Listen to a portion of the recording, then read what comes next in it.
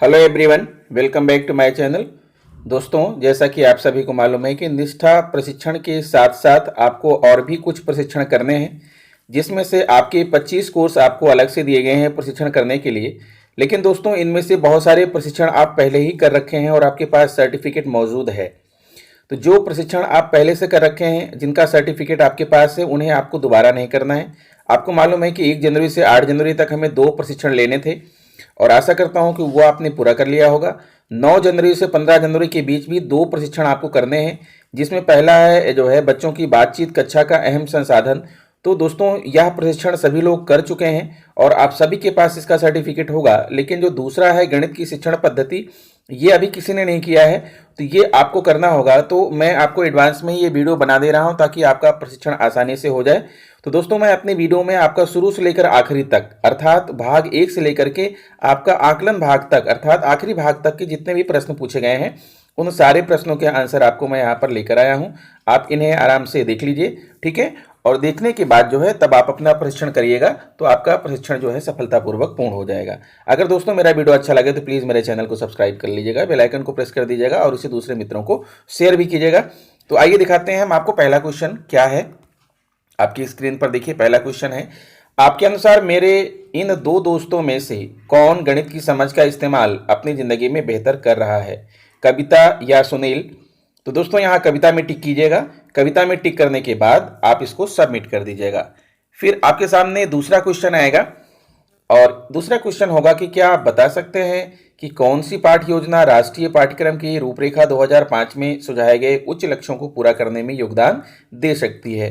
तो यहाँ पर आपको 2 टीचर दिखाए गए हैं। तो दोस्तों, जो लेडीज टीचर हैं, इनकी जो शिक्षण योजना है, इनकी जो पाठ्य योजना है, वो राष्ट्रीय पाठ्यक्रम की रूपरेखा 2005 में सुझाए गए उच्च लक्ष्यों को पूरा करने में योगदान दे सकती है। तो यहाँ पर आप महिला टीचर को जो है आप टिक कीजिएगा। फिर अगला क्वेश्चन आपके सामने आएगा। यहाँ पर देखिए, गणित पढ़ाने के विस्तृत या उच्च उद्देश्यों पर क्लिक करें।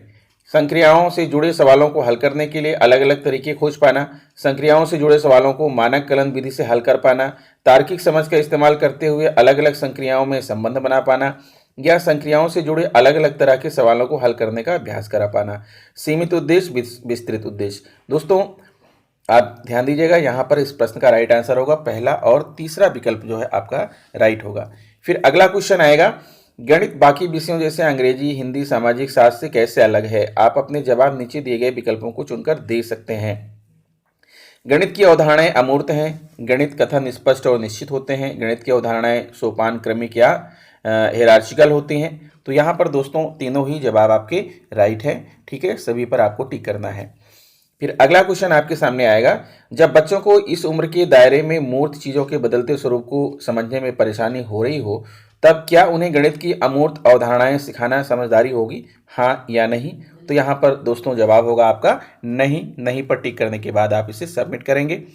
फिर अगला क्वेश्चन आपके सामने आएगा, बच्चों को मूर्त अनुभव से अमूर्त समझ तक किन तरीकों से ले जाया जा सकता है। पहला है अलग अलग शिक्षण सामग्री से खेलने के मौके देकर। दूसरा है खुद अपने वातावरण में गणित के पैटर्न खोजने के मौके देकर। तीसरा है अवलोकन करके किसी नियम तक पहुंचने के मौके देकर।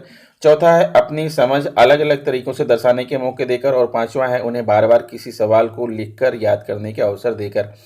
तो यहाँ राइट आंसर आप खुद ही देख पा रहे हैं दोस्तों, आपका यहाँ पर टिक है, पहला, दूसरा, तीसरा और चौथा आप टिक करेंगे, ये आपका राइट आंसर होगा। फिर आगे बढ़ते हैं और अगला क्वेश्चन आपके सामने है। यहाँ पर सुजाता ने एक ऐसी समस्या का हल कैसे खोजा जो उसे पहले से नहीं सिखाई गई थी। सुजाता ने सिर्फ गुणा की प्रक्रियात्मक समझ का इस्तेमाल किया, सुजाता ने गुणा की प्रक्रिया को रट लिया, या फिर सुजाता ने गुणा और जोड़ के नियम में नियमितता खोज निकाली। तो यही आपका राइट आंसर होगा, तीसरा यहाँ पर सही जवाब होगा। फिर अगला क्वेश्चन आपके सामने आएगा, क्या आप ऐसे कुछ तरीके सोच सकते हैं जिनसे हम गणित की समझ को बच्चों के पूर्व ज्ञान से जोड़ सकें। कौन तेज दौड़ता है, 4 कोनों का नगर बना, 4 कुएं बिन पानी, चोर 18 उसमें बैठे बैठे लिए एक रानी। इधर हरिमन और सुमित है और इसमें किसमें 1 लीटर तेल आएगा। तो इसमें से कौन सा जो है क्वेश्चन आपका राइट होगा। तो आप देख रहे हैं कि पहला और दूसरा आपका राइट है, सही लगा है, इसी में आपको सही का टिक लगाना है। फिर अगला क्वेश्चन आएगा, इस तथ्य को जानने के बाद हम अपनी कक्षाओं में किस तरह से सकारात्मक बदलाव कर सकते हैं। आप अपने जवाब एक या एक से अधिक विकल्प चुनकर दे सकते हैं। सहानुभूति रखना और गलत सही सभी जवाबों का सम्मान करना चाहिए ताकि बच्चे भी एक दूसरे का सम्मान करें। अर्थपूर्ण शिक्षण के साथ साथ बच्चों के लिए लिंग, धर्म और जाति को लेकर संवेदनशीलता का ख्याल रखना। कोशिश करना कि सभी बच्चों को अपनी बात कहने और अपनी सोच कक्षा के सामने रखने के समान अवसर मिल सकें। तो यहाँ पर पहला, दूसरा और तीसरा तीनों ही जवाब आपके राइट होंगे। फिर आगे आता है, इस गलती को देखें और पहचानें कि यह किस प्रकार की गलती है। तथ्य आधारित प्रक्रिया की समझ से जुड़ी, अवधारणा की समझ से जुड़ी। तो दोस्तों बताना चाहूँगा कि यह जो गलती इसमें की गई है वह प्रक्रिया की समझ से जुड़ी है। फिर अगला क्वेश्चन आपके सामने आएगा, इस गलती को देखें और पहचानें कि यह किस प्रकार की गलती है। तथ्य आधारित प्रक्रिया की समझ से जुड़ी या अवधारणा की समझ से जुड़ी। तो दोस्तों यह गलती जो इसमें है ये अवधारणा की समझ से जुड़ी हुई है, यहाँ पर आपको टिक करना है। फिर अगला क्वेश्चन आएगा, आइए अब तीसरी गलती पर नजर डालें और पहचानें कि इसका प्रकार क्या होगा। तथ्य आधारित प्रक्रिया से जुड़ी, अवधारणा से जुड़ी। तो यह गलती है दोस्तों तथ्य आधारित होगी, इस पर आपको तथ्य आधारित पर। फिर उसके बाद यह आता है आकलन, जो आखिरी भाग है। आखिरी भाग में जो प्रश्न पूछे गए हैं वहां देखिए आप। प्रभा जी अपनी पहली कक्षा में संख्या सिखाने के लिए इन दो उद्देश्यों को चुनते हैं। उद्देश्य 1, बच्चे सही क्रम में संख्याएं बोल पाएं। उद्देश्य 2, बच्चे संख्याओं को सही क्रम में संख्या रेखा पर अंकित कर पाएं। प्रभा जी के इन उद्देश्यों के चुनाव के बारे में क्या कहना सही होगा। आप एक ही विकल्प चुन सकते हैं। सिर्फ सीमित उद्देश्यों को चुना गया है, सिर्फ विस्तृत उद्देश्यों को चुना गया है, सीमित और विस्तृत दोनों ही तरह के उद्देश्यों को नहीं चुना गया है, सीमित और विस्तृत दोनों ही तरह के उद्देश्यों को चुना गया है। तो यहाँ पर राइट आंसर होने वाला है दोस्तों आपका पहला, ये आपका राइट आंसर है, मैंने यहाँ पर टिक कर रखा है। फिर अगला क्वेश्चन है, अनिल जी की कक्षा में एक बच्चा गेंदों की जगह बदलने पर उनकी गिनती करने में गलतियां कर रहा है। क्या आप बता सकते हैं कि वह संज्ञानात्मक विकास के किस स्तर पर होगा। यहाँ पर ढेर सारे जीरोज हैं, ये 8 हैं लेकिन ये कम है। फिर उसके बाद यहाँ भी उतने ही जीरोज हैं, फैला कर रखे गए हैं, ये ज़्यादा हैं, ये 10 होंगी। आप एक विकल्प चुनिए। संवेदी क्रियात्मक, पूर्व संक्रियात्मक, मूर्त संक्रियात्मक या औपचारिक संक्रियात्मक। तो यहाँ पर राइट आंसर होगा आपका पूर्व संक्रियात्मक।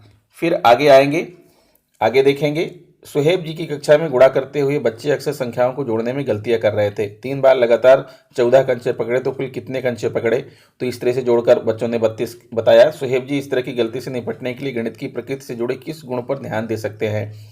गणित की अवधारणाएं सोपान क्रमिक होती हैं, इसलिए उन्हें गुणा से पहले स्थानीय मान और जोड़ की समझ को मजबूत करना होगा। गणित की अवधारणाएं अमूर्त होती हैं, इसलिए गुणा के सवाल देते समय बच्चों को सिर्फ मूर्त अनुभवों और सामग्री के साथ काम करने को देना होगा। या गणित की अवधारणाएं निश्चित और स्पष्ट होती हैं, इसलिए उन्हें अलग अलग तरीकों से बच्चों को गुणा की एक ही समस्या का हल निकाल कर दिखाना होगा। तो यहाँ पर राइट आंसर होगा दोस्तों आपका पहला ऑप्शन।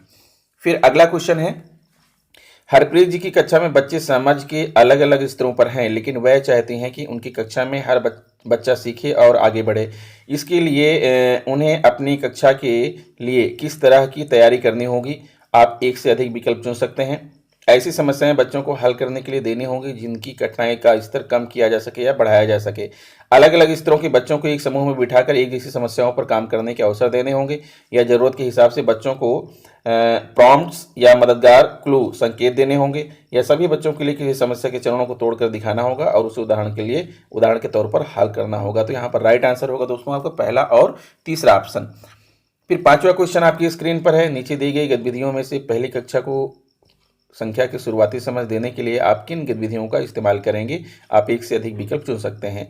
बच्चों को अलग अलग वस्तुएं गिनने से जुड़े खेल खिलाना, बच्चों को 1 से लेकर 10 तक की संख्याओं के लिए चित्र बनाने के लिए प्रोत्साहित करना, बच्चों को संख्याओं से जुड़ी कविताओं और कहानियां सुनाना, बच्चों को 1 से 100 तक की गिनतियां कई बार पुस्तिका में लिखने के लिए प्रोत्साहित करना।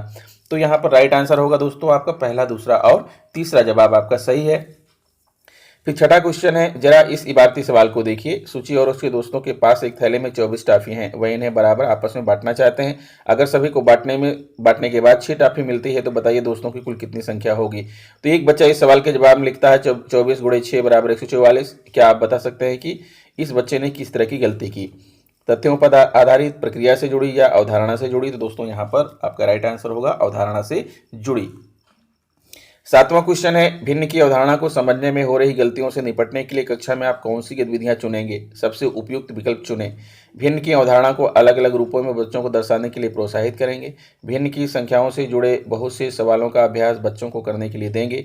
भिन्न से जुड़ी गलतियों को कक्षा में बिना नाम के समूहों में बांट देंगे और फिर बच्चों को उन पर चर्चा करने के लिए प्रेरित करेंगे। तो यहाँ पर राइट आंसर होगा दोस्तों पहला और तीसरा विकल्प आपका सही होगा। फिर अगला क्वेश्चन है, दी गई गतिविधियों में से वह गतिविधियां चुनें जो बच्चों की गणितीय सोच का विकास करने में मदद करेंगी। बच्चों को गोल की अवधारणा की समझ बनाने के लिए अलग अलग तरह की गोल आकृतियां दिखाना, बच्चों को गुणा की अवधारणा से जुड़े उदाहरण अपने आसपास के वातावरण में खोजने के लिए कहना, बच्चों को एक ऐसे खाने के डिब्बे का आकार खोजने के लिए कहना जिसमें खाने की अत्यधिक मात्रा रखी जा सके, या बच्चों को संख्याएं सही क्रम में संख्या रेखा पर लगाने के लिए प्रोत्साहित करना। तो यहाँ पर राइट आंसर होगा दोस्तों आपका दूसरा और तीसरा ऑप्शन आपका सही है। फिर 9वां क्वेश्चन है, रमा जी ने अपनी कक्षा में भावनात्मक तौर पर सुरक्षित वातावरण बनाने के लिए कुछ बदलाव किए। आइए देखें वे क्या थे। सभी बच्चों को कक्षा में उनकी गलतियां बताना और उन्हें बेहतर अभ्यास के सुझाव देना, बच्चों को उनकी योग्यता और तरक्की के अनुसार पुरस्कार देना और उनका मनोबल बढ़ाना, सभी बच्चों को अपनी गलतियों पर छोटे समूहों में बातचीत करने के मौके देना और एक दूसरे को सुझाव देने के लिए प्रोत्साहित करना। या चौथा है, बच्चों को बताना कि एक दूसरे का काम जांचते समय एक दूसरे के विचारों का सम्मान कैसे किया जाए। इन सभी बदलावों में से आपके अनुसार कौन सही थे? तो दोस्तों यहाँ पर आपका जो राइट आंसर है वो है आपका 3 और 4, तीसरा और चौथा ये सही है, ऑप्शन नंबर 3 है यहाँ पर।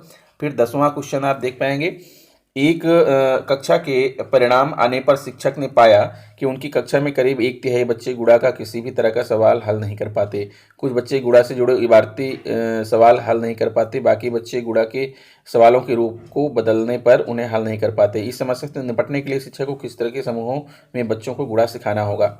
मिश्रित समूह में, बहुस्तरीय समूहों में, अकेले अकेले, मिश्रित और बहुस्तरीय दोनों तरह के समूहों में। तो यहाँ पर राइट आंसर होगा दोस्तों आपका ऑप्शन नंबर 2। तो इस तरह से जो है दोस्तों आपका यह कोर्स कंप्लीट हो जाएगा और लास्ट में आपका लिख करके आएगा धन्यवाद। तो हमारी तरफ से भी दोस्तों आप सभी को धन्यवाद, बहुत बहुत धन्यवाद वीडियो को देखने के लिए और वीडियो पर बने रहने के लिए। अगर आप मेरे चैनल पर नए हैं तो प्लीज़ मेरे चैनल को सब्सक्राइब कर लीजिए, बेल आइकन को प्रेस कर दीजिए। मैं ऐसे ही इंपॉर्टेंट वीडियोज़ आपके लिए लेकर आता रहता हूँ। मिलूंगा आपसे नेक्स्ट वीडियो में। नमस्कार।